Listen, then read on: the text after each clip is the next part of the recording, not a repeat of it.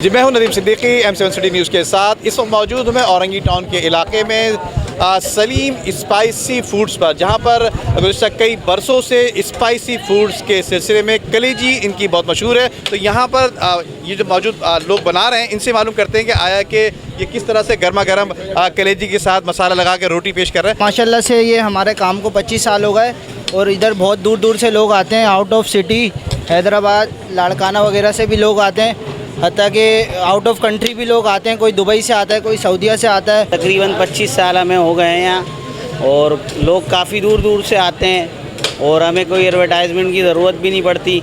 लोग खुद ही आते हैं, अल्लाह का शुक्र है। मुल्क के दीगर हिस्सों से, बल्कि जो कई सालों बाद जब जो जायका दोबारा लेने की गर्ज से आया करते हैं यहाँ पे लोग, तो उनसे भी मालूम करते हैं कि 25-30 साल हो गए भाई। बहुत अच्छा। एक तो मसाले बहुत अच्छे होते हैं, मसाले का हाजी साहब का कोई जवाब ही नहीं है अल्हम्दुलिल्लाह। और दूर दराज से लोग आते हैं। बहुत ज़बरदस्त जायका है।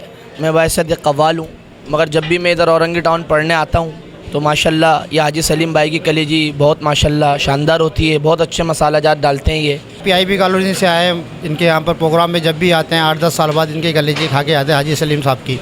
और माशाल्लाह जायका अच्छा है इनका। और जब भी हमारे इधर टूर लगता है तो ये हमें मोहब्बत भी देते हैं और इज़्ज़त भी देते हैं। औरंगी टाउन 5 नंबर के इलाके में ये सलीम स्पाइसी फूड है, जो कि कलेजी बड़ी मशहूर मारूफ है।